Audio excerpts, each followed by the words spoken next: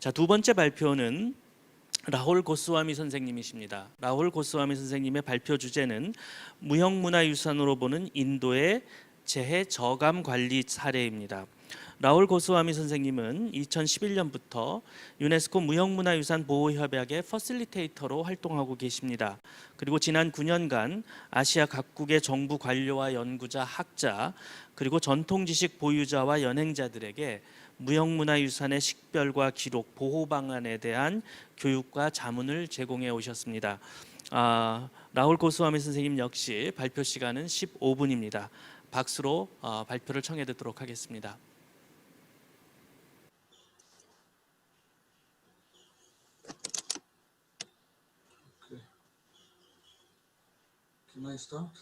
네, 시작을 해도 되겠죠? 네, 나마스테 여러분 안녕하십니까? 네, 여기 주최 측에 계신 모든 관계자분들께 감사 말씀드리겠습니다. 2020 세계무형유산 포럼을 준비해 주신 모든 분들께 감사 말씀드리겠고, 이 굉장히 중요한 이번 회의를 마련해 주신 분들에게 감사 말씀드리겠습니다. 인간, 자연 그리고 무형문화유산이라는 주제로 이번 포럼이 진행되고 있는데요. 저는 특히나 저희 인류의 위기 극복과 무형문화유산이라는 그 주제의 세션에 참가할 수 있게 되어서 대단히 영광스럽게 생각합니다. 그리고 앞서서 이제 두 분께서 말씀을 해주셨는데요. 아주 잘 분위기를 설정해 주셨다고 생각합니다. 그리고 두 분 연사께서 많은 정보 또 많은 관점을 저희에게 나눠주셔서 저희가 생각을 더욱더 깊게 할 수 있게 된 것 같습니다. 제가 지금 준비한 텍스트가 있습니다. 이것을 제가 한번 발표를 하면은 저희가 인도에서 이제 어떤 일을 했는지를 잘 보실 수 있을 것 같습니다. 이게 이제 협약의 일이 아니라 저희가 환경 교육과 역량 강화에 대해서 말씀을 드리도록 하겠습니다. 제가 지난 한 15년 동안 했던 업무에 대해서 말씀을 드리는 것으로 들어주시면 되겠습니다. 그리고 왜 저희가 이런 업무를 보고 있는지, 그리고 이게 특히 무형문화유산에 있어서, 그리고 지식체계에 있어서 왜 중요한지에 대해서 말씀을 드리겠습니다. 도로에서부터 모든 낙석을 치우는데 몇 주라는 시간이 걸렸습니다. 2013년 6월 당시 홍수 및 산사태 피해를 입은 히말라야 산맥 서쪽 지역의 도로에서 생필품을 지닌 차량이 이동하는 데 안전해지는 데까지 몇 주가 걸린 셈입니다. 특히 우타라칸드라는 산악 지역에서는 오랜 시간이 걸렸습니다. 제가 당시 업무를 보고 있던 히말라야 환경교육센터인 CEE라는 센터에서 팀을 급파했습니다. 그 당시에 그 팀이 피해 마을에 지원해 나가려고 했습니다. 그 자연재해가 닥치기 전에 그 마을 주민들과 긴밀히 협력해 오고 있었던 팀원들이었는데요. 하지만 팀원들이 매우 불안했습니다.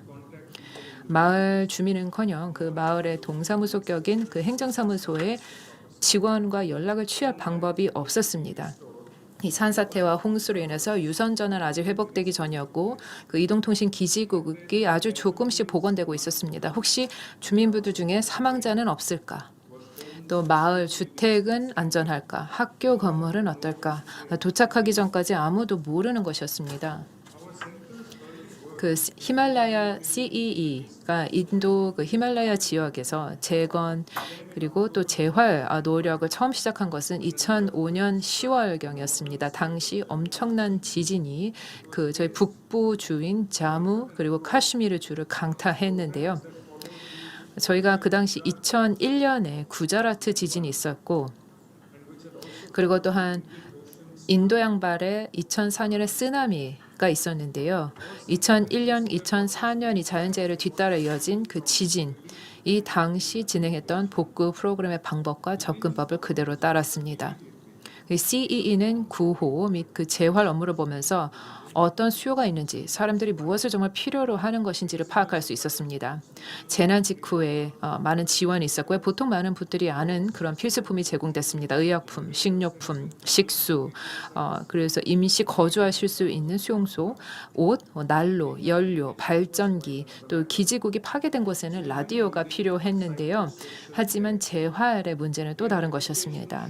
아이들은 심리사회적 돌봄을 필요로 했습니다. 그리고 또 아이들은 계속해서 교육을 받아야 됐지만 사실 아이들은 모든 공동체 사업에도 포함이 되어야 합니다. 아이들이 있어야 노인들이 웃고 또 장애인과 몸이 편찮은 분들도 기뻐합니다. 그리고 또 농민과 그 공예 장인 입장에서는 아이들이 있어야 자신들의 기능과 지식을 전수받을 수 있는 세대가 있다는 것을 알고 안심할 수 있습니다. 뿐만 아니라 주택과 공동체 구조물을 복구해야 하고 수리나 복구가 당장 어렵다면 응급 대피소가 마련돼야 합니다. 그 무엇보다 사회적 경제적 리듬을 다시 찾아야 했는데요. 일반적인 상황이라면 사실 그렇게 마을이 잘 작동하는 것은 깨끗한 산의 공기를 마시는 것만큼이나 자연스럽습니다. 인도 히말라야 그 산악 지역은 굉장히 생태 다양성이 풍부합니다. 그 마을의 특산물인 여러 곡류도 있고 또 깨끗한 물이 있으며 그리고 이 빙하가 녹으면서 발생하는 깨끗한 물이 흐르고 또 근처 숲에서 캔 약초, 또 목재, 또 과일, 양과 염소 등이 있습니다. 이것이 산악지대의 공동체를 살찌우게 하고 주변 평원도 풍요롭게 하는데요. 이 공동체 내에서는 끊임없는 물자의 교류가 있습니다. 그리고 산악 마을과 평원 마을 간의 교류도 활발합니다. 또 여러 가지 물자를 서로 공유를 하는 데 있어서 아주 오랜 역사가 그 정도로 발달한 것입니다. 예를 들어서 가축 사료 같은 상품은 자연재해가 강타한 산악마을에서 필요로 할 수 있습니다. 산악마을의 자연재해가 강타할 경우에 가축 사료에 대해서 접근이 굉장히 떨어질 것이기 때문에 그러면 그럴 때는 평화마을에서 제공할 수 있고요. 혹은 산악지대에서 캐는 약초는 아랫마을에서 필요로 할 수 있습니다. 그곳에서는 그만큼의 약초를 채취하기가 어렵고 그런 약초가 있다 하더라도 산악지대의 그 약초와는 좀 질적으로 다르기 때문에 그렇습니다. 하지만 그 산악마을에서의 삶은 계절마다 다릅니다. 심지어 그 다음 해 같은 계절이라 하더라도 다릅니다. 예를 들어서 저희 2010년 8월에는 그 자무와 카슈미르주의 라다크 지역에는 폭우가 있었고요. 2011년 9월에는 히말라야 동쪽 지역의 시킴주에는 큰 지진 피해가 발생했습니다. 그리고 2013년에 우타르칸드 지역의 홍수, 산사태가 있었고 1년 뒤인 2014년 9월에는 자무와 카슈미르에 또 홍수가 있었습니다.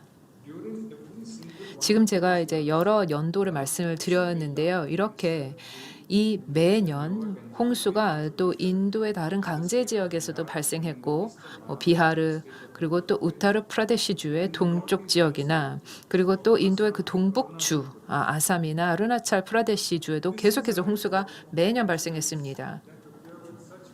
이렇게 너무나 강도 높은 사건들이었고요. 엄청난 피해를 초래했습니다. 그리고 사상자 수가 엄청나게 나왔기 때문에 재난으로 치부됐습니다. 그 당시 제가 이 CEE 히말라야 환경교육센터 자문으로서 활동하면서 많은 지식을 얻게 되었고 경험을 쌓을 수 있었습니다. 그리고 또 저희 인도 농림부에서 의뢰한 장기 연구 사업을 위해 전통마을 농산물 재배 기술을 기록하는 작업을 했었습니다. 그리고 그 이후에 문화, 환경, 농림 전문 기관에서 다양하게 자문으로 활동을 했었는데 그렇게 하면서 제가 깨닫게 된 점이 있습니다. 공동체에게 닥치는 큰 위기는 다양한 방법으로 나타납니다. 그리고 자연재해 이펙트는 즉각적으로 나타나고 공동체를 마비시킬 수 있습니다. 하지만 그런 즉각적인 어떤 영향 외에도 다른 영향도 있습니다. 좀 더 점진적으로 나타나고 그렇게까지 가시적이지 않은 위기가 있습니다. 그래서 무형문화유산을 보호하는 관점에서는 그리고 또 그 지역의 토착 지식체계를 보호하는 관점에서는 이런 영향에 대해서도 우리가 대응해야 하는 것입니다. 제가 이제 현장에서 일하면서 알게 된 어떤 원칙이 있습니다. 이게 지역 개발에서 온 원칙이기는 한데요. 이게 어떤 개념이냐면 행운과 불행의 주기는 4년마다 발생한다는 것입니다. 다시 말해 어떤 한 개 가구를 기준으로 봤을 때요. 이 가구의 구성원들이 어떤 산업에 종사하느냐와는 무관하게 그리고 거주하고 있는 지역이 이게 산악지대이든 평야이든 간에 뭐 강가이든 간에 4년의 주기가 있다는 것입니다. 이 4년에서 한 2년은 별다른 일이 없습니다. 그냥 무탈한 해입니다. 그리고 나머지 한 1년은 가족 내 누군가가 심각하게 아프거나 다칠 수가 있습니다. 그리고 또 나머지 한 해, 마지막 4년째에는 어떤 자연재해가 발생할 가능성이 매우 높다는 것입니다. 이게 태풍, 뭐 가뭄, 홍수, 지진이 될 수가 있는 것인데요. 그래서 이런 대략적인 패턴으로 나타난다라고 할 때 그 가구는 여기에 어떻게 대응을 해야 될까요? 이것입니다. 첫 2년 동안에 그 무탈했던 때가 나머지 불행한 2년을 상쇄시킬 정도로 좋았어야 했다는 것입니다. 만약에 운이 매우 좋았다. 그래서 2년이 아닌 한 3년 동안 행운의 해를 겪었다. 그래서 무탈한 기간을 벌 수 있었다면 그때 열심히 아끼고 절약해서 일정 수준의 자본을 확보해서 다가올 흉년에 대비를 하는 것인데요.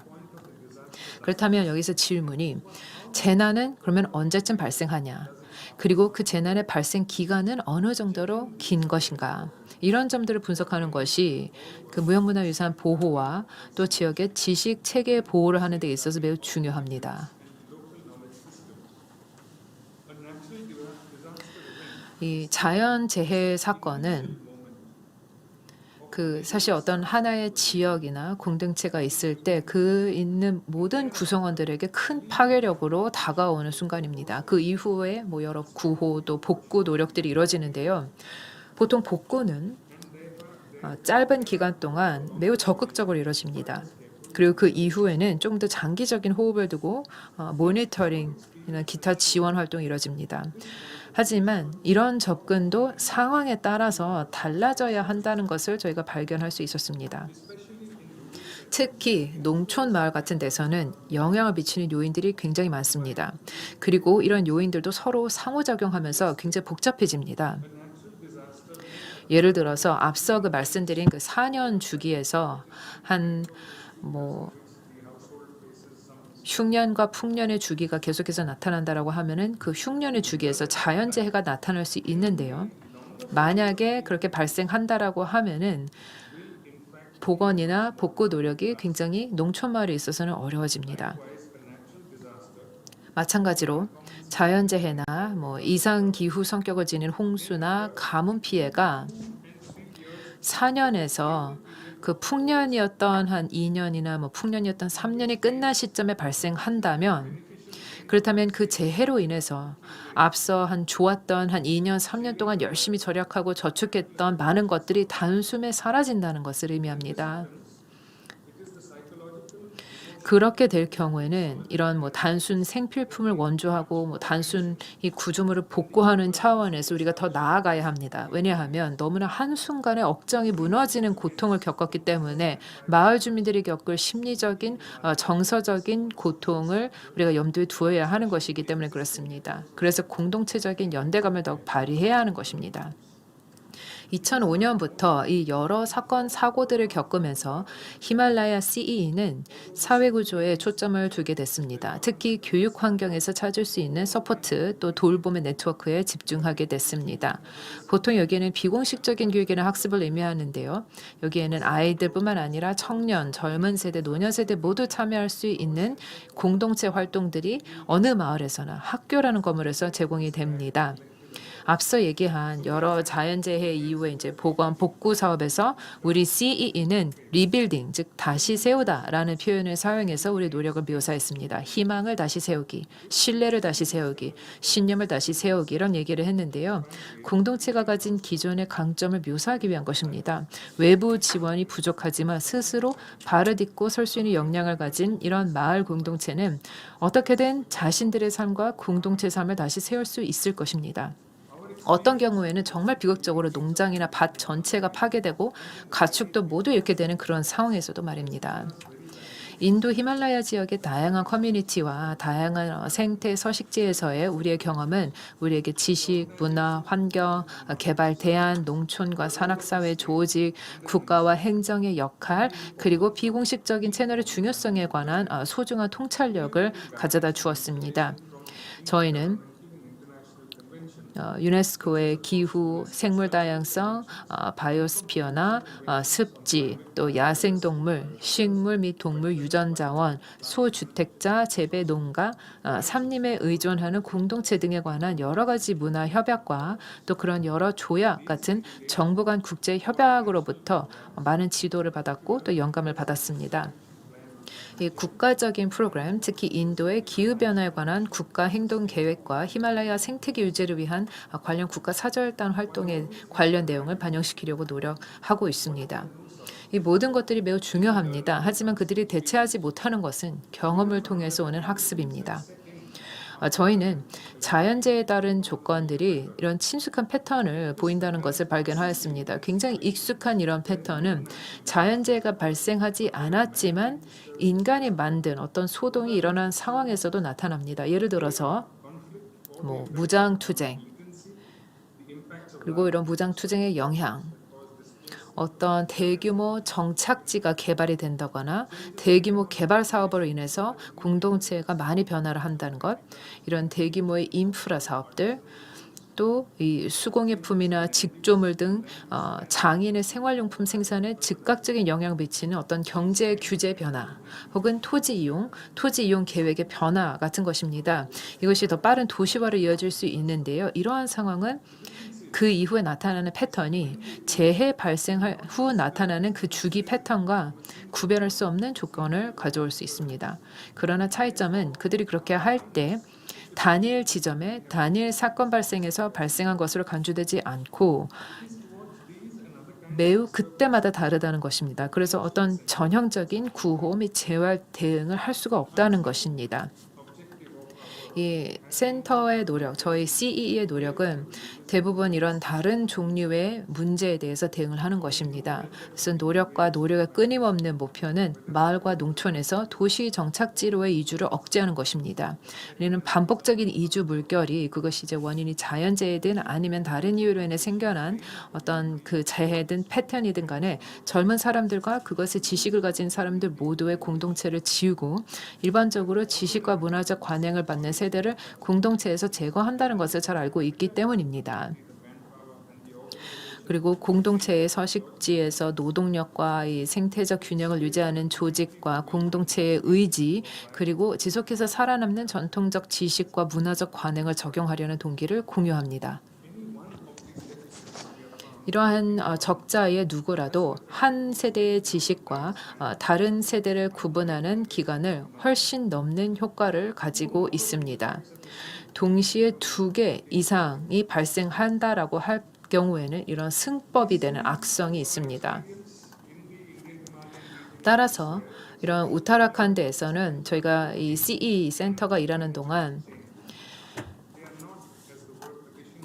이 전통이라는 얘기를 한다라고 할 때 이게 굉장히 정적이다라고 생각을 할 수가 있습니다. 하지만 사회 생태학적인 시스템은 정적이지 않습니다. 이러한 체계는 오래됐고 변화할 수가 있습니다. 그들의 원칙과 가치는 일정하고 또 원칙과 가치는 의식과 축제에 주어지는 문화적 관행, 관습 그리고 의미에서 발견되기 때문에 지속되어야 합니다. 상황 증거에 기초하여 실험과 수용 또는 거부의 연속적인 과정이 있습니다. 토착 또 주식 품종의 재배와 공예 제품이나 손재봉에 필요한 천연 재료의 선택을 필수적으로 만듭니다. 인도 히말라야 지역에서 우리가 목격하고 가능한 많은 종류의 것들이 있습니다. 지식, 가치, 노하우, 토착 과학, 구전, 약초 용어, 지역의 기후 관련된 용어, 식물학, 학습 내용, 동물 사육과 관련된 설화, 그리고 또 공동체 조직과 규제 방법들은 모두 지역사회의 일부를 형성합니다. 이게 일회성 재난이든 다른 종류의 재난이든 그 재난의 후유증에서 살아남기 위한 것이라고 보고 있습니다. 그래서 이런 것들이 성공적으로 전승이 되고 전수되고 다시 만들어질 때 우리는 아마도 그 마을이 한 세대 더 잘 보살펴질 것이라고 확신하게 될 수 있을 것입니다. 감사합니다.